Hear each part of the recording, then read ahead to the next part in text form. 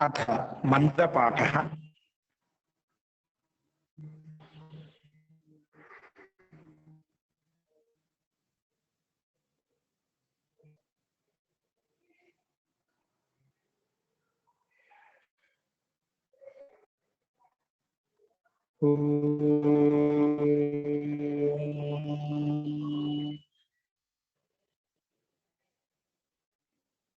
सहनावतु सहनौ भुनक्तु सह वीर्यं करवावहै।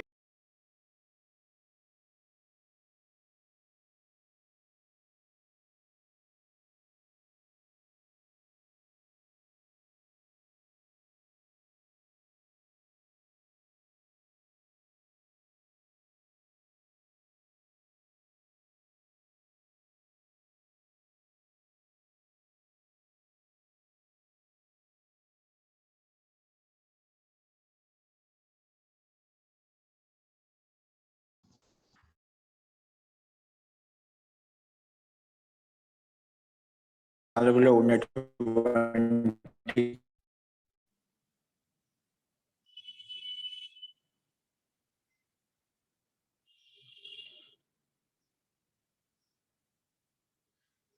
నలభై నాలుగులో ఉన్నటువంటి శబ్దకోశాన్ని ఉపయోగించి నియమాలను ఉపయోగించి మనం సంస్కృత వాక్యాలు చెప్పుకున్నాము. అందులో కొన్ని తెలుగు వాక్యాలు కూడా చెప్పుకున్నాము. ఇంకా వాక్యాలు ఉన్నాయి, తెలుగు వాక్యాలు, అవి చూద్దామండి. నిన్న మనము అంతిమ వాక్యం ఏం చెప్పుకున్నామంటే, శత్రువు యొక్క దుస్సహనీయమైనటువంటి బాణాల యొక్క గుర్తులు అంటే చిహ్నములు నా శరీరం మీద ఉన్నాయి అని చెప్పుకున్నాము. శత్రువు దుస్సహానాం బాణానాం చిహ్నాని లేదా లక్ష్మణాని మమ శరీరస్య ఉపరి వర్తంతే, మమ శరీరస్య ఉపరి వర్తంతే అని చెప్పి నా వాక్య యొక్క అర్థం చెప్పుకున్నాము. తెలుగు వాక్యం యొక్క సంస్కృతంలో అర్థం చెప్పుకున్నాం. ఇప్పుడు అదే క్రమంలో నెక్స్ట్ 11వ వాక్యం ఏముందంటే, తెలుగు వాక్యం యతి జింక చర్మం మీద కూర్చున్నాడు. సన్యాసి జింక చర్మం మీద కూర్చున్నాడు. యతి యతి మృగస్య చర్మని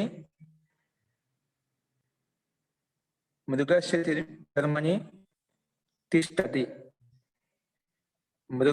మృగము యొక్క చర్మం మీద కూర్చుంటున్నాడు. మృగస్య తిష్టతి. యతి మృగస్య చర్మని తిష్టతి. యతి మృగస్య చర్మని తిష్టతి. మృగస్య చర్మని తిష్టతి.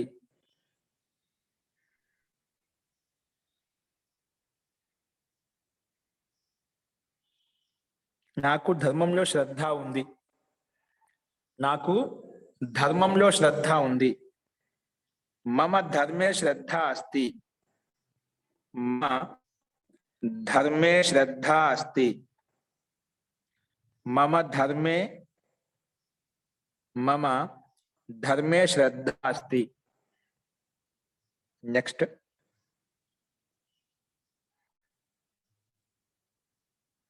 వసంతంలో చాలా పువ్వులు మరియు పుష్పాలు ఉంటాయి, వస్తాయి. వసంత ఋతులో చాలా పుష్పాలు మరియు పండ్లు వస్తాయి. వసంత ఋతౌ బహూని పుష్పాని మరియు ఫలాని భవంతి.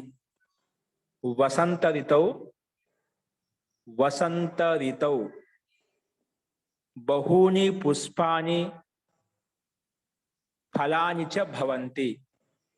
పుష్పాని ఫలాని చ భవంతి.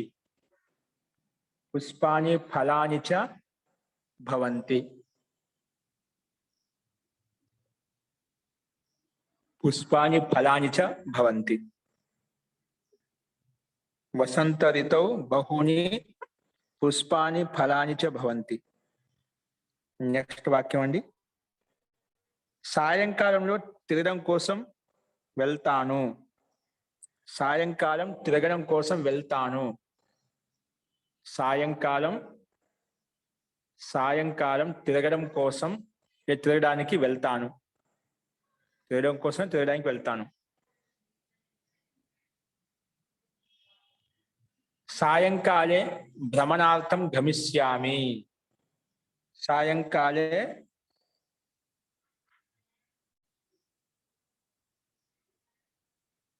భ్రమణార్థం తిరగడానికి, తిరగడం కోసం, ఏదైనా ఒకటే, తిరగడానికైనా తిరగడం కోసం, తిరగడం కోసం వెళ్తాను. వెళ్తాను,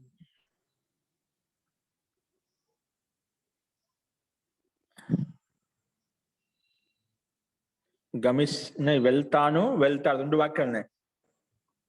వెళ్తా అంటే గమిష్యామి, వెళ్తాడు, గమిష్యతి.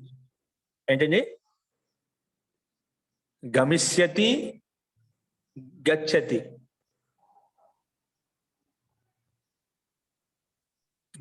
గమిష్యామి, గమిష్యతి. వెళ్తాను అంటే గమిష్యామి, నేను వెళ్తాను అర్థం. వెళ్తాడు అంటే నాకు సహ గమిష్యతి అని అర్థం. సహ గమిష్యతి. ఓకేనా? అంటే ఉత్తమ పురుషము ఒకటి, ప్రథమ పురుషం చేయకూడదు.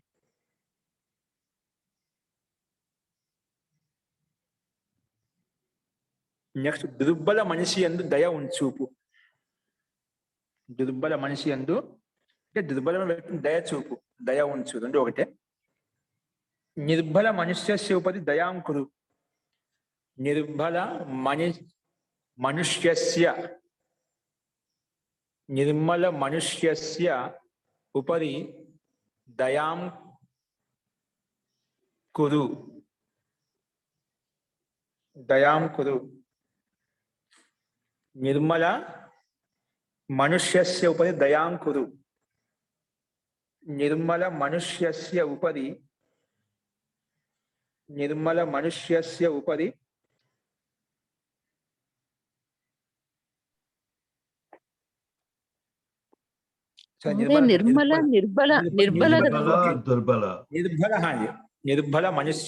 దయాం కురు. దుర్బల చెప్పకూడదండి మహోదయ. నిర్బల లేదా దుర్బల మనుష్యస్య ఉపరి దయాం కురు, దయను చూపించు. అస్తు. వర్షంలో గొడుగు వర్షం నుండి కాపాడుతుంది. వర్షే ఆతపత్రం వర్షాత్రాయతే. వర్షే లేదా వర్షాయం రాయండి. వర్షాయాం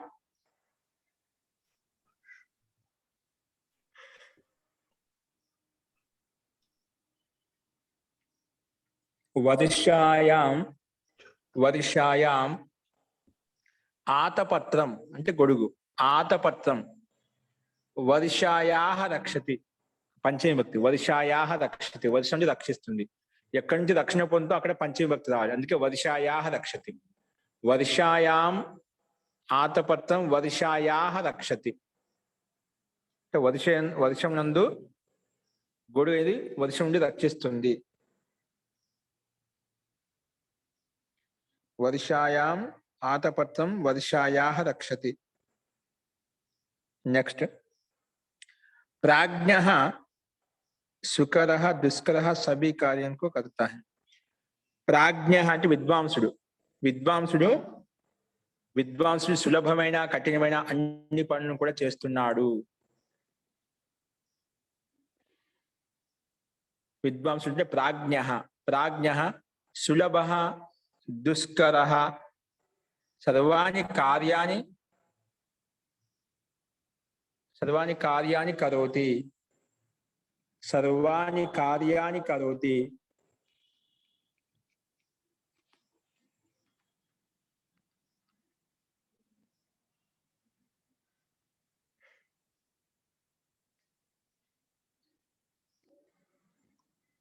ప్రాజ్ఞః సులభః దుష్కరః సులభః దుష్కరః సర్వాణి కార్యాణి ప్రాజ్ఞః సులభః దుష్కరః సర్వాణి కార్యాణి కరోతి. బుద్ధిమంతులు ప్రియజనులతోటి తిరుగుతున్నారు. బుద్ధిమంతః ప్రియజనైః భ్రమంతి. మహోదయ సర్వాణి కార్యాణి భ్రామ్యతః భ్రామ్యంతి కదా. సర్వాణి కార్యాణి కరోతి కరోతి.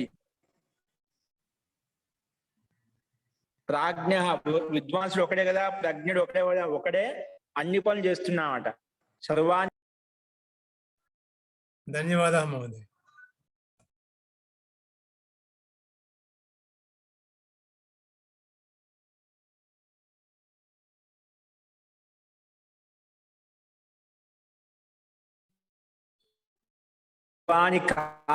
కరోతి.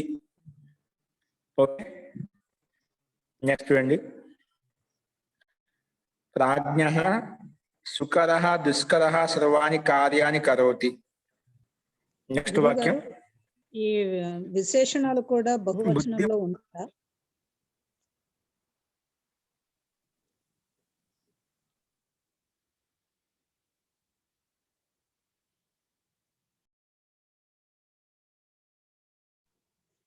గురువు గారు,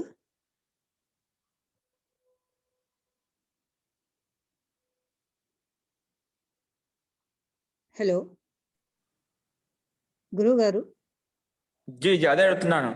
ఈ తాత్పర్యం విద్వాంస సులభాని దుష్కరాని కార్యాన్ని కరోతి. ఓకేనండి, అదే చెప్పాలనుకున్నారు కదా. అవునండి. కాబట్టి మనం సామాన్యంగా రాస్తున్నాం. అదే సమస్త పదంగా పెట్టి రాసినట్టు రాసుకోవచ్చు, ఇబ్బంది లేదు. ఓకేనా. సో విడివిడి పెట్టుకుని ప్రత్యాన శబ్దాన్ని మనకు ముఖ్యంగా చూపించాలని చూపిస్తున్నాం కాబట్టి స్పష్టత కోసం ప్రత్యయాన్ని చూపించడం కోసం అక్కడ విడిగా చెప్పేశాను. సులభాని కార్యాన్ని కరోతి, సులభాని దుష్కరాని కార్యాన్ని కరోతి అది రాసుకోవచ్చు, ఇబ్బంది లేండి. విడిగా ప్రత్యయాన్ని విడిగా చూపించడం కోసం చెప్పుకోవచ్చు. అట్లాగూ రాయొచ్చు, ఇట్లాగూ రాయొచ్చు అంటారా? అంటే మనం ప్రత్యయాన్ని చూపించడం కోసం నేను విడిగా చూపించాము. సులభ 152 నియమాలు చూపించాం కదా, దానికోసం ప్రత్యయం విశేషం కోసం.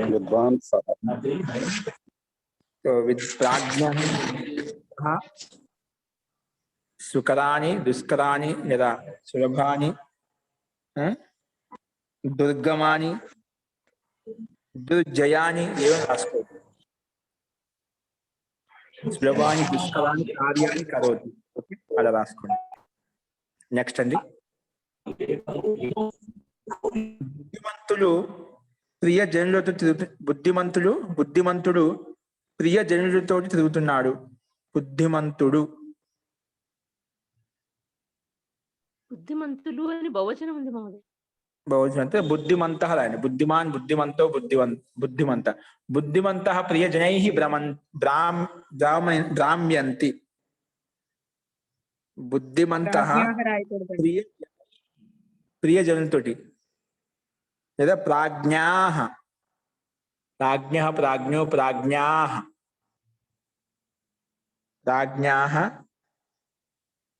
ప్రియజనైః సహ భ్రామ్యంతి తిరుగుతున్నారు. నెక్స్ట్ అండి.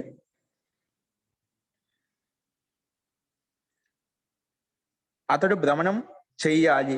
సహ భ్రామ్యేత్. అతడు భ్రమణం చేయాలి. సహ భ్రామ్యేత్.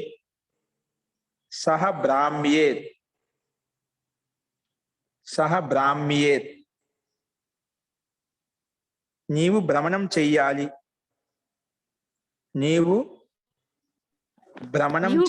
చేశావు మహోదయ. ఓకే, చేశావా? త్వం భ్రమణం అభ్రామ్యత్. స్వాది అభ్రామ్యతం అభ్రామ్యః. త్వం భ్రమణం త్వం అభ్రామ్యః. డైరెక్ట్ గా త్వం అభ్రామ్యః భ్రమణం చేశావు. చేస్తున్నావు అన్నారు. లేదమ్మా చేసావు అని ఉంది మా బుక్ లో. చేశావు. మహోదయ చేశావు హోస్ట్ చేశావు చేశావు ఉంది. చేసావు కరెక్ట్ అండి. చేశావు అనే ఉంది.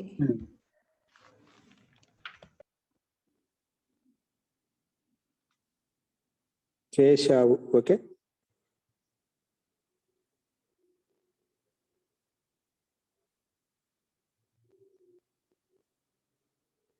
నెక్స్ట్ వాక్యం రాసుకోండి.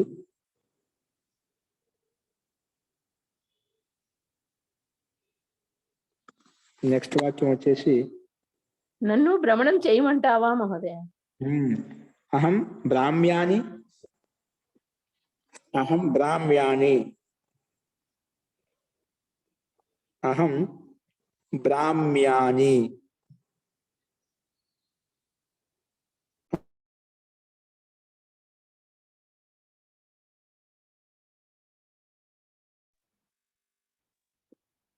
నెక్స్ట్ మహోదయ, అతడు శాంతముగా ఉన్నాడు.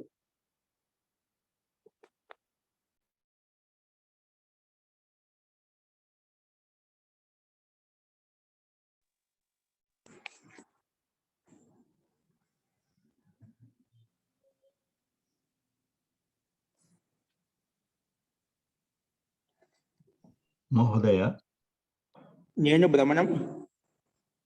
నన్ను భ్రమణం చెయ్యమంటావా అంటే అహం భ్రమణం కరోమి అహం భ్రమణం కరోమి అని చెప్పుతున్నా. చేయమంటావా భ్రమణం? కరోమి వా బ్రాహ్మ్యాని బ్రాహ్మ్యాని. బ్రాహ్మ్యాని. ఓకే. అంటే భ్రమణం దీంట్లోనే కలిసిపోయిందండి మహోదయ. ఏంటండి? భ్రమణం అనే పదం వాడకుండా దీంట్లోనే కలిపేస్తున్నాం కదా. క్రియాపదంతో అర్థం వస్తుంది. క్రియాపదంతో అర్థం వస్తుంది. ధన్యవాదాలు మహోదయ. నెక్స్ట్ వాక్యం అండి. అతడు శాంతముగా ఉన్నాడు మహోదయ. సహ శాంత్యతి శామ్యతి సహ శామ్యతి సహ సహ శామ్యతి సహ శామ్యతి. నెక్స్ట్, బుద్ధిమంతుడు ఇంద్రియాలను దమనం చేస్తున్నాడు. ప్రాజ్ఞః దమతి ఇంద్రియాన్ దామ్యతి. ప్రాజ్ఞః ఇంద్రియాన్ ప్రాజ్ఞః ఇంద్రియాన్ జయతి. ప్రాజ్ఞః ఇంద్రియాన్ జయతి. ప్రాజ్ఞః ఇంద్రియాన్ జయతి. ఇంద్రియాన్ జయతి. ప్రాజ్ఞః ఇంద్రియాన్ జయతి. నెక్స్ట్ వాక్యం. దుర్జనుడు అలసిపోయాడు. దుర్జనః క్లామ్యతి. అలసిపోయాడంటే అలసిపోతున్నాడని చెప్పుంటాను. అలసిపోతున్నాడు అన్నప్పుడు క్లామ్యతి. దుర్జనః క్లామ్యతి, అలసిపోతున్నాడు. అలసిపోయాడు అనుకున్నాం ఒకటి భూతకాలంలో. దుర్జనః అక్లామ్యత్ వస్తున్నప్పుడు దుర్జనః అక్లామ్యత్. దుర్జనః అక్లామ్యత్. దుర్జనః అక్లామ్యత్. ఓకే, నెక్స్ట్ అండి.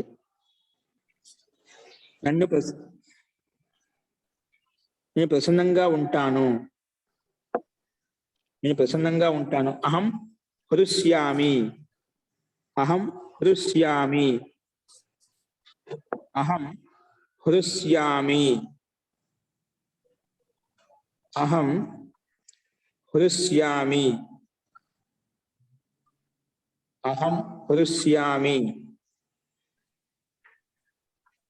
అహం హృష్యామి. నెక్స్ట్ అండి. మూర్ఖుడు లోభిస్తున్నాడు. మూర్ఖః ముహ్యతి. మూర్ఖః ముహ్యతి. మూర్ఖః ముహ్యతి. మూర్ఖః ముహ్యతి. ఇవి మనకు వాక్యాలండి.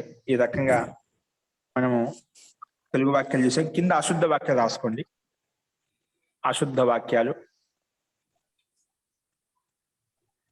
అశుద్ధ వాక్యాల్లో చూడండి, అశుద్ధ వాక్యాలు చూడండి, స్లైడ్ చూడండి. శర్మాణం వర్మాణం అని ఇచ్చారు ఇక్కడ. మనకు శర్మాని శబ్దం నపుంసకలింగంలో ఉంది కాబట్టి శర్మ, శర్మాణం, శర్మ, శర్మని, శర్మాని అలా వస్తుంది. కాబట్టి ప్రథమ విభక్తి ఏకవచనంలో, ద్వితీయ విభక్తి ఏకవచనంలో శర్మనే ఉంటుంది మనకు. శర్మానం అని ఇచ్చాడు, తప్పిచ్చాడు, అందుకే శర్మ ఉండాలి. శర్మానం కాదు శర్మ. ద్వితీయ విభక్తి ఏకవచనంలో వర్మానం కాదు వర్మ అని ఉండాలి. వర్మానం కాదు వర్మ, శర్మానం కాదు శర్మ అని చెప్పి. ఓకే, నెక్స్ట్ అండి. వర్షాయాం ఆతపత్రం వర్షాయాః త్రాయతే. వర్షాయాం ఆతపత్రం. ఇక్కడ మనం కూడా తప్పు రాసుకున్నామండి. పైన ఒక వాక్యం ఇదే వాక్యం వచ్చింటే మనం వర్షాయాం ఆతపత్రం వర్షాయాః త్రాయతే అని చెప్పాను. రక్షతి కాకుండా త్రాయతే, రక్షితి రాసిన రక్షతి కాకుండా త్రాయతే పెట్టేసండి. ఇక్కడ వర్షాయాం అని మనం ఏ క్వశ్చన్ పెట్టు బహుశ్ని పెట్టాలంట. ఏం పెట్టాలి? పైన వాక్యం మార్చుకోండి. పైన వాక్యం ఎన్నో వాక్యం అది మనం ఈరోజు చెప్పిన వాక్యాలు ఉంది చూడండి. ఈరోజు చెప్పిన వాక్యాల్లో 16వ వాక్యం. 16వ వాక్యం. వర్షాసు ఆతపత్రం వర్షాభ్య బహుశ్ని రాలి. వర్షాభ్య త్రాయతే. వర్షాసు ఆతపత్రం వర్షాసు ఆతపత్రం వర్షాభ్య త్రాయతే. వర్షం నుండి రక్షిస్తుంది. ఇది పైన మార్చుకొని ఇదే విధంగా శుద్ధవాక్యం ఎక్కడ కూడా శుద్ధవాక్యం ఇదే అండి. మనం పైన వర్షాయాం ఆతపత్రం ఏకవచనం పెట్టాం. అది నిత్య బహువచనంలో ఉంటుంది కాబట్టి సప్తమ బహువచనం రాసుకోవాలి. ఏకవచనం ఉపయోగించాం దాంట్లో. వర్షాసు ఆతపత్రం వర్షాభ్య త్రాయతే. ఓకే, అది కూడా మార్చుకొని కింద కూడా శుద్ధవాక్యం మార్చుకోండి. నెక్స్ట్ ఇంద్రియాణం దామ్యతి. ఇంద్రియాని దామ్యతి. ఇంద్రియాని దామ్యతి.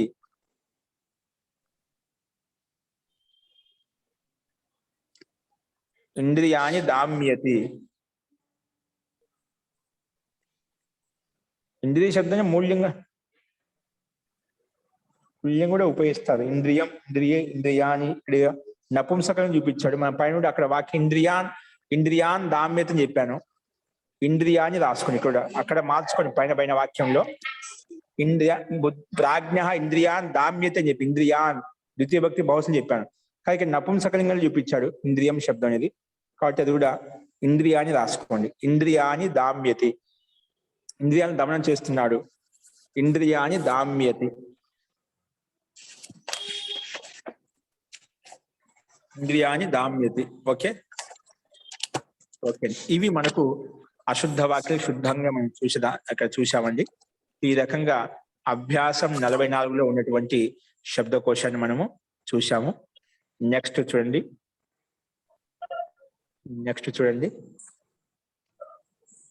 నెక్స్ట్ అభ్యాసం ముందు పెట్టుకోండి. నెక్స్ట్ అభ్యాసంలో చూడండి. అభ్యాసం 45 నీటి రాసుకోండి.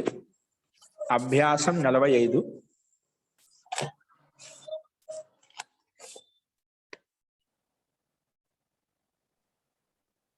అభ్యాసం 45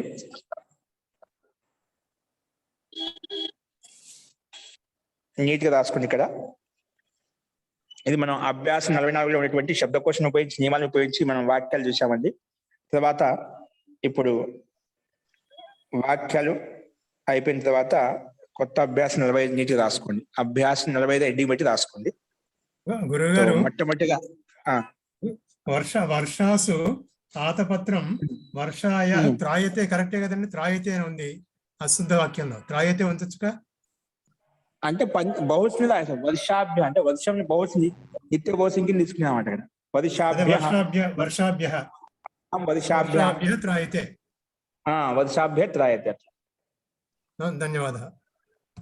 బహుశా తీసుకున్నాను ఇక్కడ. మామూలుగా ఏ క్వశ్చన్ కరెక్టే, కానీ వర్ష శబ్దం అనేది మనకు వేరే శబ్దాలతో సంగతియుక్తంగా ఉంటుంది, వర్ష శబ్దం మటుకు సంగతియుక్తంగా ఉండదు. అస్తు. గురుగారు వర్ష శబ్దం స్త్రీలింగం అండి. అవునండి, వర్ష. అస్తు, రాసుకోండి. నెక్స్ట్ అభ్యాసం 45 నీటికి రాసుకోండి. స్లైడ్ కనిపిస్తుంది చూడండి. అభ్యాసం 45 స్లైడ్ చూసి రాసుకోండి. అభ్యాసం 45 మొట్టమొదటి శబ్దం జగత్ శబ్దం అండి. ఏ శబ్దము? జగత్. జగత్ అంటే సంసారం. ఇక తకారం శబ్దాలు ఇస్తున్నాడు. జగత్ అంటే సంసారము, అంటే ఈ లోకము. జగత్ అంటే ఏమిటి? సంసారం. జగత్ అంటే ఏమిటి? సంసారం. నెక్స్ట్ అండి వియత్. వియత్ అంటే ఆకాశం. వియత్ అంటే ఏమిటండి? ఆకాశం. వియత్ అంటే ఆకాశం. వియత్ అంటే ఏమిటి? ఆకాశం. నెక్స్ట్ మూడో శబ్దం అభ్యాసం 45 నీటి రాసుకోండి. వియత్ అంటే ఆకాశం. నెక్స్ట్ గతి. ఇవి రెండు శబ్దాలు తకారం శబ్దాలు. జగత్, జగతి, జగంతి నపుంసకలింగంలో నడుస్తాయి. ఇవి కూడా రెండు శబ్దం. వియత్తు, జగత్ శబ్దం రెండు ఒకే విధంగా ఉంటాయి. నెక్స్ట్ గతి శబ్దం ఇచ్చే మతి శబ్దానికి సమానంగా నడుస్తాయి. ఇవి గతి శబ్దము మతికి సమానంగా ఉంటాయి. చూడండి, గతి అంటే గతి, గతి గమనించట. గతి అంటే గతి. గతి అంటే గతి. నెక్స్ట్ బుద్ధి అంటే బుద్ధి. బుద్ధి అంటే బుద్ధి. బుద్ధి అంటే బుద్ధి. నెక్స్ట్ ధృతి. ధృతి అంటే ధైర్యం. ధృతి అంటే ఏమిటి? ధైర్యం. ధృతి అంటే ఏమిటి? ధైర్యం. ధృతి అంటే ఏమిటి? ధైర్యం. నెక్స్ట్ కృతి. కృతి అంటే కార్యం, పని. కృతి అంటే కార్యం, అంటే పని. కృతి అంటే కృతి కార్యం. అంటే కావ్యం అని కూడా అర్థం ఉంది కదండి. కృతి అంటే తస్య కృతి అనే కావ్యం అని కాదు, కృతి అని రచించిన గ్రంథం. తస్య కృతి వర్తతే. అది విశేషం వచ్చినప్పుడు స్పష్టం అవుతుంది. కృతి అని కార్యం అంటే అదే ఏదైనా కావచ్చు, ఆయన చేసిన కార్యం అదే. అంటే అదే అర్థం మీరు చెప్పిన అర్థం దీంట్లో అండర్స్టూడ్ అండి. కృతి అనేది ఒక కృతి, ఆయన యొక్క కృతి. అది కావ్య కృతి కావచ్చు, గ్రంథం యొక్క కృతి కావచ్చు, ఏదైనా ఒక వస్తువు యొక్క కృతి కావచ్చు, ఏదైనా కావచ్చు. ఒక కార్యం అంటే ఒక వస్తు రూపంలో అది అభివ్యక్తం అయిపోయింది. ఒక జ్ఞాన రూపంలో, వస్తు రూపంలో, కావ్య రూపంలో, శబ్ద రూపంలో అది ఆయన యొక్క కృతి అన్నమాట, అభివ్యక్తి. అస్తు అంటే అభివ్యక్తి యొక్క కార్యం ఏదైనా కానీ. కృతి అంటే కార్యం, అభివ్యక్తి. నెక్స్ట్ నతి అంటే నమస్కారం, నమస్కరించడం. నతి అంటే నమస్కారం, నమస్కరించడం. నతి అంటే నమస్కారం, నమస్కరించడం. నెక్స్ట్ భూతి. భూతి అంటే ఐశ్వర్యం. భూతి అంటే ఐశ్వర్యం. భూతి అంటే ఐశ్వర్యం. భూతి అంటే ఐశ్వర్యం. భూతి ఐశ్వర్యం. నెక్స్ట్ ఉక్తి. ఉక్తి అంటే కథనం. ఉక్తి అంటే కథనం. ఉక్తి అంటే కథనం. ఉక్తి కథనం. దానికంటే ముందు భూతి ఉంది. భూతి అంటే ఐశ్వర్యం. భూతి అంటే ఐశ్వర్యం. ఉక్తి అంటే కథనం. ఉక్తి అంటే కథనం. నెక్స్ట్ ఇష్టి. కూడా చెప్పచ్చా సార్ ఇది? చెప్పచ్చు. కథనం ఏదైనా చెప్పటం, ఏదైనా చెప్పటం, కథనం ఏదైనా ఒకటి. నెక్స్ట్ ఇష్టి అంటే ఇష్టి అంటే యజ్ఞం, ఏదైనా ఒక యజ్ఞం, యాగం లాంటిది, హోమం లాంటిది. ఇష్టి అంటే యజ్ఞం, హోమం. యజ్ఞం, యాగం అంటే గుర్తుకొస్తుంది. నెక్స్ట్ రేపు దీపావళి రోజు, అమావాస్య రోజు యజ్ఞం ఉంటుందండి. సో దానికి సంబంధించిన యజ్ఞ సామాగ్రి, పూర్ణావతి సామాగ్రి, సమిధలు, మామిడి పుల్లలు కానీ, మోదుగ పుల్లలు కానీ అవి సిద్ధంగా పెట్టుకోండి. ఎండు కొబ్బెర, కర్పూరము, ఏదైనా మిష్టాన్న మధుర పదార్థము. ఆ రోజు అనుకూలంగా ఉండే వాళ్ళంతా మనకి యథావిధిగా 7 గంటలకే ఆ రోజు దివాళీ సందర్భంగా, అంటే అమావాస్య కూడా కాబట్టి ఆ రోజు మనం ప్రతి అమావాస్య పూర్ణిమకు చేస్తూ వస్తున్నాం కాబట్టి, సో ఆ రోజు ఆ సందర్భంగా యజ్ఞ కార్యక్రమం ఉంటుంది. కాబట్టి మీరందరూ కూడా ఆ టైంకి అందరూ సిద్ధంగా ఉండండి. అనుకూలంగా ఉండే వాళ్ళంటే ప్రయత్నం చేయండి. మీకు ఏమన్నా వస్తువులు ఇంకేమి ఎలా తెచ్చుకోవాలని మీకు సందేహం ఉంటే మీరు వ్యక్తిగతంగా ఎప్పుడైనా ఫోన్ చేసి అడగవచ్చండి. అస్తు. సో బయట మనకు దొరుకుతాయి, సమిధులు కూడా దొరుకుతాయి. ఒకవేళ అనుకూలంగా లేకపోతే, సిటీలో ఉండే వాళ్ళకి దొరకకపోతే బయట కూడా సమిధులు కూడా మనకు దొరుకుతాయండి. లేదంటే మా మామిడి పుల్లలు ఎక్కడైనా కనిపిస్తూ ఉంటాయి, మర్రి చెట్టు పుల్లలు, రావి చెట్టు పుల్లలు, ఇవి ఎక్కడున్నా తీసుకోవచ్చు. పుదీనావతి సామాగ్రి ఉంటే సరిపోతుంది. కర్పూరము, నెయ్యి, ఈ ముఖ్య సాధనలు ఉంటే సరిపోతాయండి మనకు. సో ప్రయత్నం చేయండి. అందరూ అనుకూలంగా ఉండేవాళ్ళు. మనకు దీవాళి రోజు అంటే 4వ తేదీ ఉదయం 7 గంటలకు ఉంటుంది. సో ప్రయత్నం చేయండి అందరూ కూడా. ఈ యజ్ఞానుష్ఠానంలో యజ్ఞోవై శ్రేష్ఠతమ కర్మ కాబట్టి ఈ శ్రేష్టతమైనటువంటి కర్మలు అందరూ భాగస్వాములు కావడానికి ప్రయత్నం చేయండి. అస్తు. తో ఇష్టి అంటే యజ్ఞము, యజ్ఞము లేదా ఇష్టమైన అనే అర్థం వస్తుంది. ఇష్టమైన, ఇష్టి అంటే యజ్ఞము లేదా ఇష్టమైన అని అర్థం. ఏది ఇష్టమైనటువంటి వస్తువు, ఇష్టమైనటువంటి వస్తువు. ఆ సందర్భాన్ని కూడా తీసుకుంటాం. నెక్స్ట్ వృత్తి. వృత్తి అంటే వ్యవహారం. ఇతని యొక్క ప్రవృత్తి బాలేదండి, ఇతని యొక్క వ్యవహారం బాలేదు అంటుంటాం కదా. వృత్తి అంటే వ్యవహారం లేదా వృత్తి అంటే వ్యవహారం. వృత్తిని వ్యవహారం. ఇంకోటి ఆజీవిక, జీవనోపాధి. జీవనోపాధి అంటే ఆజీవిక. అంటే వాని యొక్క వృత్తి ఏ విధంగా ఈ పని చేసుకుంటూ ఉంటాడండి. ఇతని జీవన వృత్తి ఇది. ఈ జాబ్ చేస్తున్నాడు, లేదంటే ఈ పని చేస్తున్నాడు, ఆ పని చేస్తున్నాడు, ఏదో ఒక వృత్తి. జీవనాన్ని డబ్బులు సంపాదించుకోవడానికి ఏదైతే వృత్తి ఉందో, జీవనోపాధి, దాన్ని కూడా వృత్తి అంటాం. లేదా వ్యవహారం కూడా వృత్తి అంటాం. వృత్తి అంటే వ్యవహారం లేదా వృత్తి అంటే ఆజీవిక అంటే జీవనోపాధి. 2 అర్థాలు ఏదైనా తీసుకోవచ్చు. నెక్స్ట్ ప్రవృత్తి. ప్రవృత్తి ఏదైనా ఒక పనిలో లీనం కావడం. ప్రవృత్తి ఏదైనా ఒక వ్యవహారంలో ఒక పనిలో లీనం కావడం ప్రవృత్తి. ఇతనికి ఈ పనిలో చాలా ప్రవృత్తి ఉందండి, అంటే మంచి యోగ్యత ఉంది, దాంట్లో ఆ పని లీనం అయిపోతాడు, అంటే ఆ పని చేయగలడు. అలాంటి అర్థం ప్రవృత్తి. లీనం కావడం, యుక్తం కావడం, లేదంటే యుక్తం కావడం.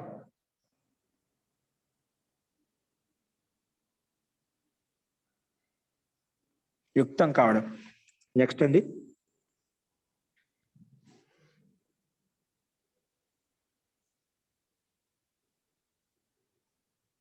ముక్తి. ముక్తి అంటే మోక్షం. ముక్తి అంటే మోక్షం. ముక్తి అంటే మోక్షం. ముక్తి అంటే మోక్షము. ముక్తి అంటే మోక్షము. నెక్స్ట్ యుక్తి. యుక్తి అంటే యుక్తి. యుక్తి అంటే యుక్తి. ముక్తి అంటే మోక్షము. యుక్తి అంటే యుక్తి. యుక్తి అంటే యుక్తి. యుక్తి అంటే యుక్తి. నెక్స్ట్ అండి సంశ్రుతి. అంటే యుక్తి అంటే ఒక ఉపాయం అండి. యుక్తి మంచి యుక్తి అండి, అంటే మంచి ఉపాయం అండి. యుక్తి అంటే యుక్తి లేదా ఉపాయం. ముక్తి అంటే మోక్షము. ముక్తి అంటే మోక్షం. ఇవన్నీ చూడండి ఈ మతి శబ్దానికి సమానంగా నడుస్తాయి స్త్రీలింగంలో. స్త్రీలింగం మతి శబ్దానికి సమానంగా ఉన్నాయి ఇవన్నీ కూడా. అస్తు. నెక్స్ట్ సంశ్రుతి. సంశ్రుతి అంటే సమ్యక్ శృతి, సంస్కృతి అంటే ఈ సంసారం, ఈ బ్రహ్మాండం ఏదైతుందని సంశ్రుతి అంటాం. సంశ్రుతి అంటే సంసారం, ఈ బ్రహ్మాండం అని అర్థం. సంశ్రుతి. సంశ్రుతి సంసారం లేదా బ్రహ్మాండము. సంశ్రుతి. ఓకే, ఇవి శబ్దాలండి మనకు. ఇప్పుడు గురుగారు కొంచెం- ప్రవృత్తి అంటే స్వభావము అని కూడా అనుకోవచ్చండి. ప్రవృత్తి స్వభావం కూడా వస్తుంది. ఆ యొక్క ప్రవృత్తి ఎట్లా ఉంది అది కూడా తీసుకుంటాను. సందర్భాన్ని తీసుకోవాలా. ఇట్లా మనం చెప్పిన అర్థాలేం కాదు, సందర్భాన్ని మూక అనేక అర్థాలు కూడా వస్తాయి మనకు.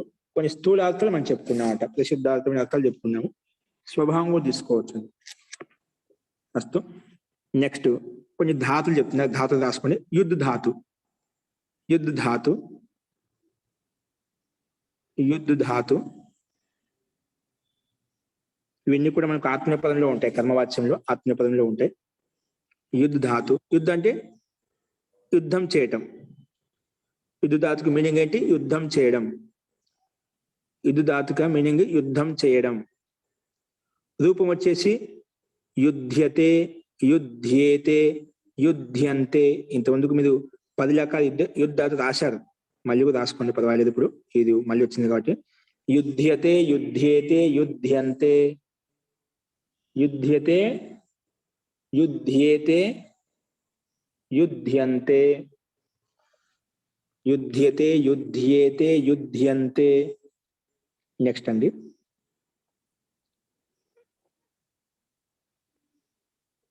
ఉద్దు, ఉద్దు ప్లస్ డి ధాతు. ఉద్దు ప్లస్ డి ధాతు. ఉద్దు ప్లస్ డి ధాతుకి ఎగరటం. ఎగరడం. ఉద్దు అనే ఉపసర్గము, డి ధాతు. డి ధాతు ఎగరడం. పక్షిణ ఉడ్డయంతే అంటే కదా, పక్షి ఉడ్డయతే అలాగా. రూపం వచ్చి ఉడ్డయతే, ఉడ్డయేతే, ఉడ్డయంతే. డయతే అండి, ఉడ్డయతే, ఉడ్డయేతే, ఉడ్డయంతే అలా రూపం నడుస్తుంది. ఉడ్డయతే, ఉడ్డయేతే, ఉడ్డయంతే, ఉడ్డయంతే. నెక్స్ట్ అండి, దీప్ ధాతు అండి. ఏ ధాతు? దీప్ ధాతు. దీప్ ధాతుకి ప్రకాశించడం అండి. ప్రకాశించడం లేదా మండటం. ప్రకాశించడం లేదా మండటం.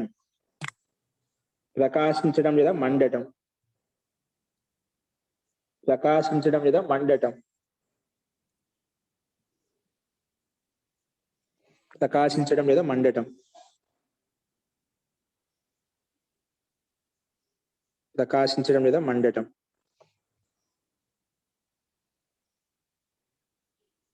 రూపం వచ్చేసి దీప్యతే, దీప్యేతే, దీప్యంతే అలా రూపం నడుస్తుంది. దీప్యతే, దీప్యేతే, దీప్యంతే. దీప్యతే, దీప్యేతే, దీప్యంతే. ఇవి రూపాలండి. నెక్స్ట్ ధాతు క్లిష్ ధాతు. క్లిష్ ధాతుకి దుఃఖ పెట్టడం లేదా బాధ పెట్టడం. దుఃఖ పెట్టడం లేదా బాధ పెట్టడం. దుఃఖ పెట్టడం లేదా బాధ పెట్టడం రాసుకోండి. క్లిష్యతే, క్లిష్యతే, క్లిశ్యేతే, క్లిశ్యంతే. క్లిశ్యతే, క్లిశ్యేతే, క్లిశ్యంతే. క్లిశ్యతే, క్లిశ్యేతే, క్లిశ్యంతే. గురుగారు ఇవి ఏ గణంలో అండి ఇవన్నీ? ఇవన్నీ ఇవి కూడా దివాద గణంలో అండి. Okay, thank you. క్లిశ్యతే, క్లిశ్యేతే, క్లిశ్యంతే. అంటే ఇక్కడ ఎక్క ప్రత్యయం వచ్చింది. ఇది దివాద కర్మని ప్రయోగాలు. దీని దివాద గణం అనకూడదు. ఇవి అంటే భిన్న భిన్న గణాల్లో నుంచి ఉన్నాయి ధాతులు కూడా. ఇక్కడ కర్మని ప్రయోగాలు ఎక్కువ వస్తుంది. సార్వధాతుకే భావ కర్మనో అని సూత్రం ప్రకారం భావం కర్మలో ఏమొస్తుంది, ఎక్క ప్రత్యయంతో ఇక్కడ యా వచ్చిందన్నమాట. దివాది గణం అని కాదు, కర్మని ప్రయోగంలో ఎకారం వచ్చిందన్నమాట. అంటే భువాది గణం యొక్క ధాతులు ఉన్నాయి దీంట్లో. ఇప్పుడు చెప్పిన భువాది గణం యొక్క ధాతులు వచ్చాయన్నమాట. దివాది గణంలో కూడా ధాతు కూడా ఉంది, కానీ ఇక్కడ అన్ని కర్మని ప్రయోగం. ఇక్కడ ఏకాదం ఏదైతే కనిపిస్తుందో మనకు ఇవన్నీ భువాది గణంలో ఉన్నట్టువే, దివాది గణంలో కాదు. కర్మని ప్రయోగంలో అలా కనిపిస్తుంది, ఏకాదం కనిపిస్తుంది. ఓకేనా? ఓకే. నెక్స్ట్ క్లిశ్యతే, క్లిశ్యేతే, క్లిశ్యంతే. నెక్స్ట్ అండి, ఇవి మనకు కొన్ని ధాతులు ఇచ్చాడు. ఇవన్నీ కూడా యుద్ధానికి సమానంగా ఉంటాయి కర్మలో.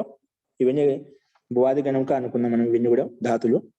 అది కర్మని ప్రయోగంలో ఎక్కువ వచ్చింది మనకు. భావ కర్మణ తోటి ఎక్ ప్రతి యుధ్యతే, యుధ్యేతే, యుధ్యంతే, ఉడ్డయతే, ఉడ్డయేతే, ఉడ్డయంతే, దీప్యతే, దీప్యేతే, దీప్యంతే. అలాగా ఇవన్నీ కూడా ఒకటి యుద్ధానికి 10 లెక్క రాసుకుంటే దాన్ని బట్టి ఇవన్నీ కూడా రాసేయచ్చు. ఇవే కాకుండా ఇంకా చాలా వందల ధాతులు ఉన్నాయండి. అవన్నీ కూడా దీనికి సమానంగా కర్మని ప్రయోగంలో ఇదే విధంగా రాసుకుంటామన్నమాట. అటు ఒక్కటి నేర్చుకుని దాన్ని బట్టి మిగతా కూడా మనం సొంతంగా రాయొచ్చు. నెక్స్ట్ కొన్ని శబ్దాలు ఇస్తున్నాం మరి ఇక్కడ. శబ్దాలు ఇస్తున్నా, రాసుకోండి కింద. పచత్, పచత్, పచత్ అంటే వండుతూ, వండుతూ జరుగుతూ, అంటే ఇది శత్రు ప్రత్యాంతం అండి, అంటే క్రియ జరుగుతూ అనమాట. పచత్ నీకు శబ్దరూపం, ధాటు రూపం కాదు, ఇది శబ్దరూపం. అంటే పచన్, పచంతౌ, పచంతః అలా నడుస్తున్నమాట. పచన్, పచంతౌ, పచంతః పుల్లింగంలో. అది నపుంసకలింగంలో అయితే జగత్, జగతి, జగంతి, పచతి, పచంతి అలా వస్తుంది. పచత్, పచతి, పచంతి జగత్ శబ్దానికి సమానంగా. అదే స్త్రీలింగంలో అయితే పచంతి, పచంత్యౌ, పచంత్య, నది, నద్యౌ, నద్య అలా నడుస్తాయి. ఓకేనా? సో 3 లింగాలు మనం చూసుకోవాలి. 3 లింగాలు ఆ పుల్లింగంలో అయితే పచన్, పచంతో, పచంత అలా నడుస్తుంది. స్త్రీలింగంలో పచంతి, పచంత్యో, పచంత్య. నపుంసకలింగంలో పచత్, పచతి, పచంతి అలా నడుస్తుంది. ఓకేనా? ఇది శత్రు ప్రత్యయం యొక్క రూపము, శత్రు ప్రత్యాంత శబ్దము. సో పచత్ వండుతూ. నెక్స్ట్ పతత్. నెక్స్ట్ శబ్దం ఏంటి? పతత్ అంటే కింద పడుతూ, కింద పడుతూ. అంటే పతన్, పతంతో, పతంతః పుల్లింగంలో. ఇక్కడ కూడా స్త్రీలింగంలో పతంతి, పతంత్యౌ, పతంత్యః. నపుంసకలింగంలో పతత్, పతతి, పతంతి అలా రూపాలు నడుస్తాయి అన్నమాట. శబ్ద రూపాలు, ధాతులు కాదు, శబ్ద రూపాలు. పతత్ అంటే కింద పడుతూ, అంటే జరుగుతూ ఉన్నమాట, పడుతూ. ఇంకా నెక్స్ట్ క్రియాపదంతో అది కంప్లీట్ అయిపోతుంది వాక్యం. ఎందుకంటే అస్తే వస్తుంది మనకు. చెప్తున్నది శత్రు శాస్త్రపత్తి వచ్చినప్పుడు ఖచ్చితంగా ఆ ధాతుల పక్కన అస్ధాతుని ఉపయోగిస్తాం. అంటే పత్రం పతత్ అస్తి, బాలక పతన్ అస్తి, బాలిక పతంతి అస్తి. అలాగా విశేషాన్ని బట్టి మనకు దాన్ని బట్టి ఇక్కడ పతన్ అనేది పుల్లింగం తీసుకోవాలి, నపుంసకలింగం తీసుకోవాలి, స్త్రీలింగం తీసుకోవాలి తెలిసిపోతున్నమాట. దాన్ని బట్టి క్రియ అస్థి అనే క్రియాపదని పెట్టుకుంటాం. ఎందుకంటే శత్రు శాస్త్రపత్తి తర్వాత ఎల్లప్పుడూ అస్తాతుని ఉపయోగిస్తాము లేదా భూధాతుని ఉపయోగిస్తాము. అస్తు. నెక్స్ట్ శబ్దము పండితమన్య. పండితమన్య ఇది వేరే శబ్ద ప్రత్యాంత శబ్దము. పండితమన్య, పండితం మన్య, పండితం మన్య, పండితం మన్య. తనకే తాను గొప్పవాడని చెప్పుకునేవాడు, తనకే తాను గొప్ప పండితుని చెప్పుకునేవాడు, అతను పండిత మన్య అంటాం. తనకే తను గొప్ప పండితుడిని చెప్పుకునేవాడు ఎదుగుతున్నారో అతని పండిత మన్య. ఆత్మానం పండితం మన్యతే, ఆత్మానం పండితం మన్యతే ఇది పండిత మన్య. తన ఆత్మను తనకే తాను గొప్ప పండితుడిని ఊహించుకుంటాడు, పండితుని చెప్పుకుంటున్నాడు, అతని పండిత మన్య అంటాం. తనకే తాను గొప్ప పండితుడని చెప్పుకునేవాడు, తనకే తాను గొప్ప పండితుడు అని చెప్పుకునేవాడు. నెక్స్ట్ అండి శాకాహారి. శాకాహార భోజనం చేసేవాడు అన్నమాట. శాకాహారి, శాకాహారి శాకాహార భోజనం చేసేవాడు.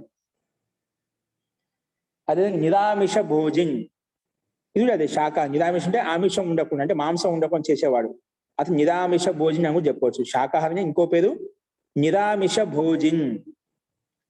నిరామిష భోజన్ శాకాహార భోజనం చేసేవాడని అర్థం. నిరామిష భోజన్ అంటే శాకాహార భోజనం చేసేవాడని అర్థం.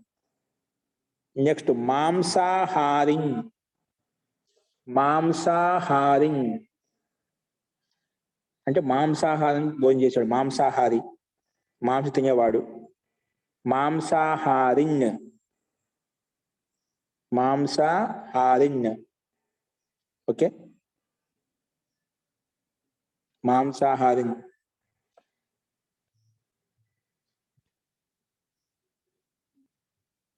ఇవన్నీ కూడా కదిన శబ్దానికి సమానం నడుస్తాయి. శాకాహారి, నిరామిష భోజన్, మాంసాహారి, ఇవన్నీ కదినో కదినః అలా రూపాలు నడుస్తాయి ఈ 3 శబ్దాలు. అంతకనే ముందు గతి నుంచి మొదలుకొని యుక్తి వరకు, సంస్కృతి వరకు ఇవి మతి శబ్దానికి సమాన రూపాలు నడుస్తాయి. మతి మత్యో మతి మతయః, మత్యా మతిభ్యాం మతిభిః, మత్యై మతిభ్యాం మతిభిః, మత్యై మతిభ్యాం మతిభ్యః, మత్యాః మత్యోః మతీనాం, మత్యాః మతిభ్యాం మతిభ్యః, మత్యాః మత్యోః మతీనాం, మత్యాం లేదా మతౌ మత్యోః మతీషు. అలాగా మతి శబ్దానికి రూపం నడుస్తుంది. జగత్ శబ్దానికి సమానంగా ముందు చెప్పుకున్నాం మనం. జగత్ జగతి జగంతి, జగత్ జగతి జగంతి, జగతా జగద్భ్యాం జగద్భిః, జగతే జగద్భ్యాం జగద్భ్యః, జగతః జగద్భ్యాం జగద్భ్యః, జగతః జగతోః జగతాం, జగతి జగతోః జగత్సు. హే జగత్ హే జగత్ హే జగన్ హే జగత్ హే జగంతో హే జగత్ హే జగతి హే జగంతి, హే జగత హే జగత్ హే జగతి హే జగంతి. ఈ రకంగా జగత్ శబ్దానికి రూపం ఉంటుంది. కాబట్టి వీటిని బట్టి వేద శబ్దం కూడా ఇంకా మిగిలిన శబ్దాలు కూడా ఏవైతే చెప్పినా ఏ రూపంలో నడుస్తాయని చెప్పి దాన్ని బట్టి మిగతా కూడా అన్నిలాగా మనం ప్రాక్టీస్ చేసుకోవాలి. ఈ మనకు ఎడిం పెట్టుకుని వ్యాకరణ అంశాలు మనం చెప్పుకోబోయే అంశాలు.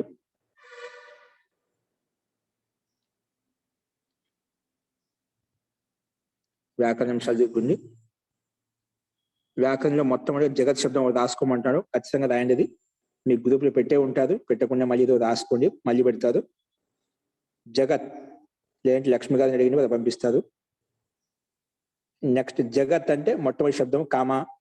యుద్ధ ధాతు, యుద్ధ యుద్ధ యుద్ధ ధాతు, జగత్ శబ్దము యుద్ధ ధాతు. నెక్స్ట్ క్తిన్ ప్రత్యయం అండి. క్తిన్ క్తిన్ ప్రత్యయం, క్తిన్ ప్రత్యయం, క్తిన్ ప్రత్యయం కామ. నెక్స్ట్ అన్ ప్రత్యయం అండి. అన్ ప్రత్యయం, అన్ ప్రత్యయం కామ. నిని అండి. నిని ప్రత్యయం. 3 ప్రత్యయాలు వచ్చాయి. ఇక క్తిన్ ప్రత్యయం ఒకటి, అన్ ప్రత్యయం ఒకటి, నిని ప్రత్యయం ఒకటి. నిని ప్రత్యయం, నిని ప్రత్యయం కామ. నెక్స్ట్ సప్తమి. ఈ అభ్యాసంలో కూడా లాస్ట్ సప్తమి విభక్తి నియమాలు ముఖ్యమైనవి అన్నమాట. మనకి 7 విభక్తుల నియమాలు, 7 విభక్తులు ఏ సందర్భం, 7 విభక్తుల నియమాలు ఎప్పుడెప్పుడు వస్తాయి, ఏ సందర్భంలో వస్తాయి, వాటి యొక్క నియమాలు ఏంటి, వాటి యొక్క వాక్యాలు ఏంటి, ఇవి అత్యంత అనివార్యం. అందుకే మళ్ళీ ఇక్కడ రివిజన్ చేశారు. ఇక్కడ సప్తమి విభక్తిలో మనం ఏదైతే చెప్పుకున్నాము, ఎక్కడ అభ్యాసం 17లో ఉండేటువంటి సప్తమి విభక్తి నియమాలు ఇక్కడ ఈ అభ్యాసంతో కంప్లీట్ అయిపోతాయి. కాబట్టి అభ్యాసం 17లో ఉండేటువంటి సప్తమి విభక్తి నియమాలు మళ్ళీ అందరూ రివిజన్ చేసుకోండి.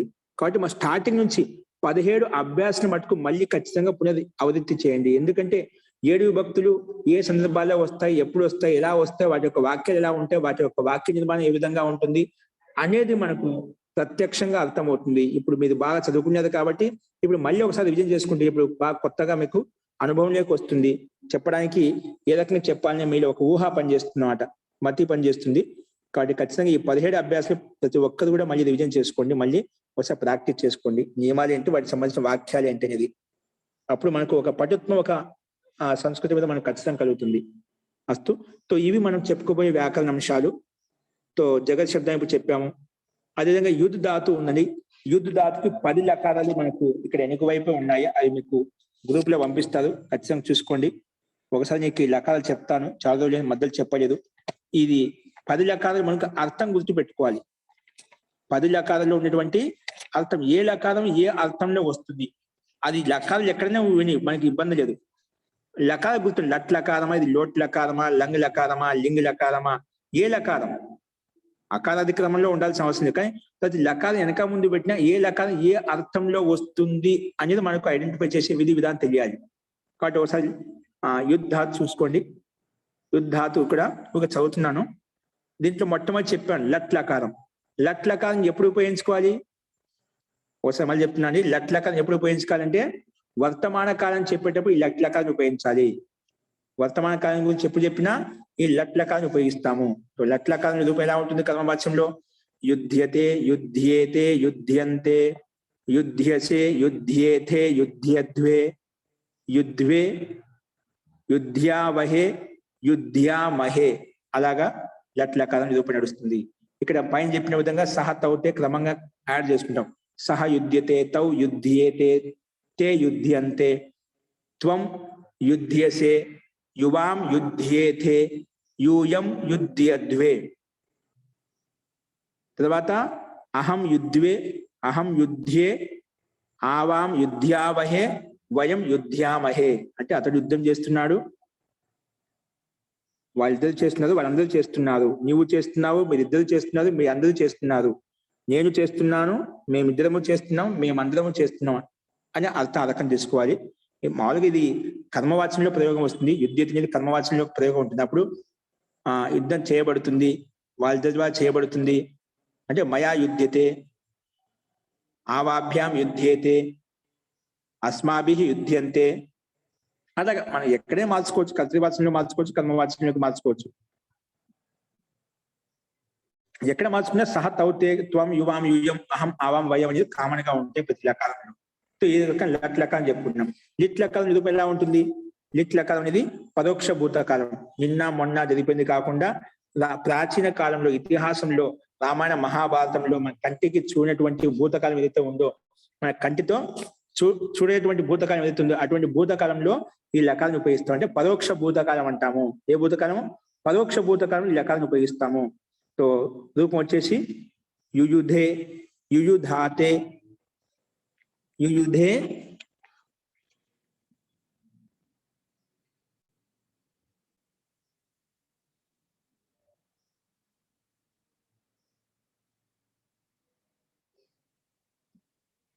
ఇక చూడండి, యుయుధే, యుయుధాతే, యుయుధిరే, యుయుధే, యుయుధాతే, యుయుధిరే ఇలా వస్తుంది. ఇక స్లైడ్ మీద చూడండి, స్లైడ్ మీద కనిపిస్తుంది. లిట్ లకారం కింద ఉంచుకుని అకారాది క్రమాలు చెప్పుకుంటాం మనం. ఇక్కడ ఉండే క్రమం కాకుండా మన లట్టు, లిట్టు, లుట్టు, లిట్, లోటు, లంగ్, లింగు, లింగు, లింగు అని చెప్పుకున్నాం. అదే క్రమం చెప్పుకుంటాం ఇక్కడ. తో లిట్ లకారం కింద ఉంది చూడండి. తో యుయుధే, యుయుధాతే, యుయుధిరే, యుయుధిషే, యుయుధాతే, యుయుద్వే, యుయుదిద్వే, యుయుధే, యుయుధీవహే, యుయుధీమహే. ఈ రకంగా లిట్ లకారం ఉంటుంది. నెక్స్ట్ లట్, లిట్ తర్వాత లుట్టు లకారం. ఇది ఏంటి? అనధ్యతన భవిష్యత్ కాలం. ఏ భవిష్యత్ కాలం? ఇదో భవిష్యత్ కాలం, రేపు, ఎల్లుండి, అంతకన్నా ముందుగా నెల, 2 నెలలు, 3 నెలలు అంటే ముందు భవిష్యత్ కాలం. అంటే ఈ రోజు భవిష్యత్తు కాకుండా రేపు, ఎల్లుండి జరిగే భవిష్యత్తు కాలం ఎప్పుడు చెప్పాలనుకున్నా కూడా ఇదే లకారాన్ని ఉపయోగించాలి. సో లిట్ లకారం ఇక్కడ సింపుల్ అని చెప్పి ఒకటే రూపం ఇచ్చారు. దాన్ని బట్టి మనం అర్థం చేసుకోవాలి. యోద్ధ, యోద్ధారౌ, యోద్ధారః అని ఇక్కడ ఇచ్చాడు. యోద్ధ, యోద్ధారౌ. ఇక్కడ చూడండి, నేను లైన్ గీసాను. యోద్ధ, యోద్ధారౌ, యోద్ధారః, యోద్ధాసే, యోద్ధాసాతే, యోద్ధాద్వే, యోద్ధాహే, యోద్ధాస్వహే, యోద్ధాస్మహే. అలాగా రూపాలు నడుస్తాయి ఆత్మీయపదంలో. యోద్ధ ఇక్కడ ఇవ్వలేదు మనకు. ఆత్మీయపదం యొక్క రూపం ముందు పెట్టుకుని దాన్ని బట్టి ఇక్కడ రాసేయచ్చు. యోద్ధ, యోద్ధారౌ, యోద్ధారః, యోద్ధాసే, యోద్ధాసాతే, యోద్ధాద్వే, యోద్ధాహే, యోద్ధాస్వహే, యోద్ధాస్మహే. ఇవి మనకు రూపాలు. నెక్స్ట్ వచ్చేసి అనిర్దిన భవిష్యత్ కాలం అయిపోయిన తర్వాత అద్యతన భవిష్యత్ కాలం. ఈ రోజు జరిపే భవిష్యత్ కాలంలో రూపం ఎలా ఉంటుంది అంటే దాని పైన ఇచ్చారు చూడండి. యోత్స్యతే, యోత్స్యేతే, యోత్స్యంతే, యోత్స్యసే, యోత్స్యేతే, యోత్స్యద్వే, యోత్స్యే, యోత్స్యావహే, యోత్స్యామహే. ఇక్కడ కూడా ఒకే రూపం. ప్రథమ పురుషం ఏకవచనంలో మాత్రం ప్రథమ పురుషంలో మాత్రం చూపించారు. మధ్యం పురుషం, ఉత్తమ పురుషం సింపుల్ గా ఉందని చెప్పి ఇవ్వలేదు. మనకు ఒక రూపం తెలిసిందంటే మిగతావన్నీ కూడా ఆత్మీయపదంలో రూపానికి సమానంగానే మనం అర్థం చేసుకుంటాము. ఈ రకంగా లిట్ లకారం మనం చూసాము.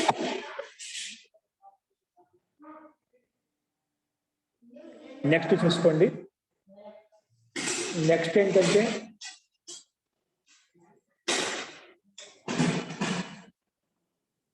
నెక్స్ట్ వచ్చేసి లంగ్ లకారం అండి. ఏ లకారము? లంగ్ లకారం అంటే అన్యద్యతన భూతకాలం, అంటే ఈ రోజు జరిగిపోయిన భూతకాలం కాకుండా నిన్న మొన్న జరిగిపోయిన భూతకాలం చెప్పాలంటే ఈ లకారాన్ని ఉపయోగిస్తాము. పైన చూడండి లంగ్ లకారము. అంతకంటే ముందు లంగ్ లకారం కంటే ముందు లోట్ లకారం ఉందండి. అంటే లోట్ లకారం ఆజ్ఞ ఇవ్వడము, ఆజ్ఞ తీసుకోవడం. ఆజ్ఞ ఇవ్వడము, ఆజ్ఞ తీసుకోవడంలో ఈ లోట్ లకారాన్ని ఉపయోగిస్తాము. సో రూపం ఇచ్చారు. యుధ్యతాం, యుధ్యేతాం, యుధ్యంతాం, యుధ్యస్వ, యుధ్యేతాం, యుధ్యధ్వం, యుధ్యై, యుధ్యావహై, యుధ్యామహై. ఈ లోట్ లకారంలో. నెక్స్ట్ లంగ్ లకారం. ఇది అనద్యతన భూతకాలం, నిన్న మొన్న జరిగిపోయిన భూతకాలం చెప్పాలంటే ఇక్కడ ఈ లకారాన్ని ఉపయోగిస్తాము. రూపం వచ్చేసి అయుధ్యత, అయుధ్యేతాం, అయుధ్యంత, అయుధ్యథాః, అయుధ్యేతాం, అయుధ్యధ్వం, అయుధ్యే, అయుధ్యావహి, అయుధ్యామహి. ఈ రకంగా రూపాలు నడుస్తాయి. నెక్స్ట్ లంగ్ లకారం తర్వాత లింగ్ లకారం. అంటే ఇది కూడా ఆజ్ఞ ఇవ్వడం, ఆజ్ఞ తీసుకునే అర్థంలో ఈ లకారాన్ని ఉపయోగిస్తాము. ఏ విధంగా అయితే లోట్ లకారంలో ఆజ్ఞ ఇవ్వడం, ఆజ్ఞ తీసుకునే అర్థంలో ఉపయోగించామో ఇది కూడా సేమ్ అదే విధంగా ఉంటుంది. అర్థం ఒకే విధంగా ఉంటుంది. కేవలం రూపంలో మాత్రం తేడా ఉంటుంది. కేవలం రూపంలో తేడా ఉంటుంది. సో విధిలింగంలో వచ్చేసి విధి లింగ్ లకారంలో యుధ్యేత, యుధ్యేయాతాం, యుధ్యేరన్, యుధ్యేత, యుధ్యేయాతాం, యుధ్యేరన్. ఈ రూపం చాలా ఇంపార్టెంట్, చాలా ఎక్కువగా ఉపయోగిస్తుంటాం ఈ కర్మవాచ్యంలో ప్రయోగం. ఇది ఒక్కటి నేర్చుకుంటే దీన్ని బట్టి 100 రకాల ధాతులు మనం ఇదే విధంగా అర్థం చేసుకోవచ్చు. కాబట్టి ఇది బాగా నేర్చుకోండి, రాయండి కూడా. యుధ్యేత, యుధ్యేయాతాం, యుధ్యేరన్, యుధ్యేథాః, యుధ్యేయాథాం, యుధ్యేధ్వం, యుధ్యేయ, యుధ్యేవహి, యుధ్యేమహి. ఈ రకంగా లింగ లకారంలో ఉంటుంది. నెక్స్ట్ దాని కింద లింగ్ లకారం తర్వాత ఆశీర్లింగ్. ఇది ఆశీర్వాదం ఇచ్చేటప్పుడు మాత్రం ఈ లకారాన్ని ఉపయోగిస్తాము. ఆశీర్వాదంలో మాత్రమే. అది కింద ఇది కూడా సింపుల్ గా ఉంటుంది కాబట్టి ఇక్కడ ఒకే రూపం ఇచ్చారు ఇక్కడ. సో యుత్సీష్ట, యుత్సీయాస్థాం, యుత్సీరన్. ఆత్మపైన ఒక రూపం చూసినా ముందు పెట్టినా దాన్ని బట్టి రాసేయచ్చండి.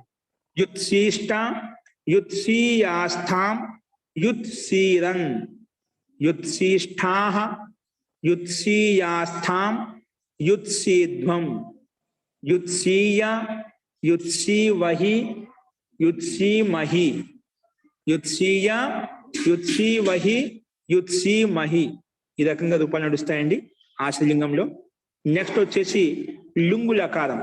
లుంగు లకారం అంటే అద్యతన భూతకాలము. అంటే ఈ రోజు జరిగిపోయిన భూతకాలం ఏదైతే ఉందో అటువంటి ఈ రోజు జరిగిన భూతకాలం ఎప్పుడు చెప్పాలనుకున్నా అప్పుడు ఈ లకారాన్ని ఉపయోగిస్తాము. కాబట్టి ఈ రూపం వచ్చే విధంగా ఉందంటే ఇక్కడ అయుద్ధ, అయుత్సాతాం, అయుత్సత. ఏంటి?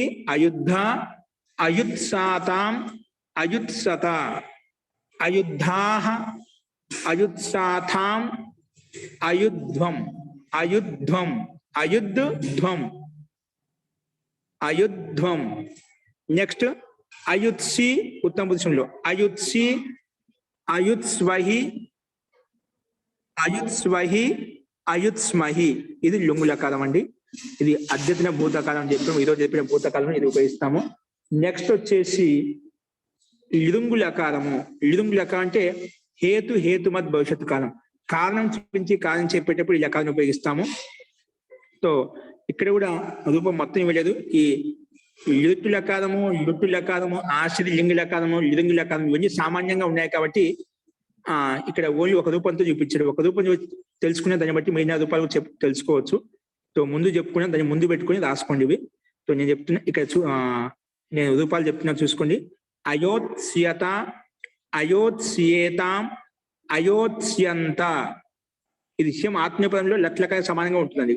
కొంచెం తేడా వస్తుంది, శ్యా మధ్యలో వచ్చింది, అదే తేడా. అయోత్స్యత, అయోత్స్యేతాం, అయోత్స్యంత, అయోత్స్యతాః, అయోత్స్యేతాం, అయోత్స్యధ్వం, అయోత్స్యే, అయోత్స్యావహి, అయోత్స్యామహి. అలా అర్థం చేసుకోవాలి. అయోత్స్యే, అయోత్స్యావహి, అయోత్స్యామహి. ఇవి మనకు లింగు లకారంలో ఉన్నటువంటి హేతు, హేతుమత్ భవిష్యత్తులో వచ్చేటువంటి రూపాలు. కారణం చూపించి ఇలా చేస్తే అలా అయి ఉండేది, అలా చేస్తే ఇలా అయి ఉండేది, ఈ విధంగా కారణం చూపించే కారణం ఎప్పుడైతే చెప్తున్నామో అటువంటి సందర్భంలో ఈ లింగు లకారాన్ని మనం ఉపయోగిస్తాము. ఈ రకంగా యుద్ధ ధాతుకి 10 లకారాలు రాయండి ఖచ్చితంగా. వీటి అర్థం బాగా గుర్తు పెట్టుకోండి. ఎక్కడ ఉన్నా కూడా దీన్ని మనం నేర్చుకున్నప్పుడు ఏమవుతుందంటే దీన్ని ఆధారం చేసుకొని మిగిలిన ఏ ధాతులు వేరే ధాతులు ఏ వచ్చినా కూడా రూపం ఇదే విధంగా ఉంటుంది. కేవలం వర్ణాల మార్గంతో మాత్రమే అర్థం రూపంలో స్వరూపంలో పెద్ద తేడా కనిపించింది అన్నమాట. కాబట్టి మనం ఈ ఒక్క లకారం నేర్చుకున్నామంటే మిగిలిన ధాతువులు ఏవైతే ఉన్నాయో వాటి యొక్క స్వరూపం స్వరూపం ఇదే విధంగా ఉంటుంది. కాబట్టి మన ఇది లుంగు లకారమా, లింగి లకారమా, లోట్ లకారమా ఐడెంటిఫై చేయవచ్చు. దానివల్ల మనం సూత్రార్థం చెప్పడంలో లేదా వాక్యార్థం చెప్పడంలో మనకు సులభంగా ఉంటుంది, అర్థం చేసుకోవడానికి అనుకూలంగా ఉంటుంది. కాబట్టి ఈ రకంగా మీరు యుద్ధాతులో ఉన్నటువంటి 10 లెక్క రాసుకోండి. ఓకే అండి. నెక్స్ట్ ఇక్కడ నియమాలు ఉన్నాయి మనకు. అవి నియమం 137. ఈ 3 ప్రత్యయాన్ని తిని ప్రత్యయాన్ని ఉపయోగించి, అని ప్రత్యయాన్ని ఉపయోగించి, నిని ప్రత్యయాన్ని ఉపయోగించి ఈ వాక్యాలతో చెప్పుకున్న తర్వాత మనం నెక్స్ట్ ఈ అభ్యాసంతో మనకు ఇక్కడ ప్రత్యాంతరం గురించి మొత్తం అయిపోతుంది. నెక్స్ట్ అభ్యాసం నుంచి మనకు సమాస ప్రకరణం మనకు తెలుస్తుంది. అవిభావ సమాసం అంటే ఏమిటి, తత్పురుష సమాసం అంటే ఏమిటి, బహువ్రీహి సమాసం అంటే ఏమిటి, అదేవిధంగా ద్వంద్వ సమాసం అంటే ఏమిటి, ఇంకా ఈ 4 ముఖ్య సమాసాలు ఇంకా కొన్ని ప్రభేదాలు ఉన్నాయి. అవి ఏ రకంగా ఏ విధంగా ఏ దాంట్లోకి వస్తాయనేది మనం సమాస ప్రకరణం రేపు మొదలు పెట్టుకుందాం. రేపు అంటే ముందు ఇది అయిపోయిన తర్వాత రేపు ప్రత్యాంతరం గురించి మనం చెప్పుకుందాం. ముఖ్యంగా మీరు ఈ అభ్యాసం 17లో ఉన్నటువంటి సప్తమి భక్తి నియమాలను కూడా మీరు ఒకసారి ప్రాక్టీస్ చేసుకోండి. అంతకన్నా ముందు అభ్యాసంలో కూడా అభ్యాసం 7 యొక్క నియమాలు కూడా అక్కడ కూడా ఇచ్చారు. అవన్నీ కూడా ఒకసారి మరి రివిజన్ చేసుకోండి. అస్తు. ఇంకెవరికైనా సందేహాలు ఉంటే మనం రేపు చూద్దామండి. అస్తు. మంత్రపాఠ.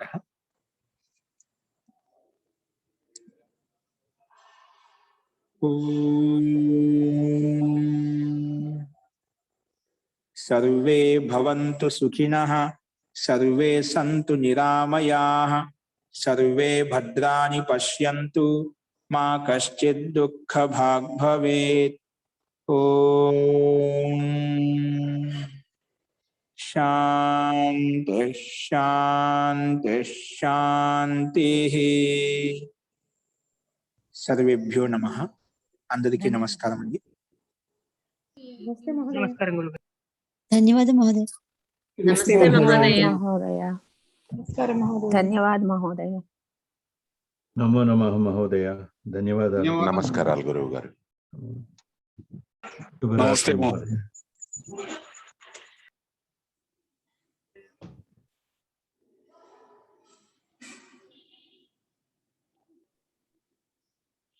ఓకే అండి. అస్తు. సర్వేభ్యో నమః. పునర్మిలామః. శుభరాత్రి.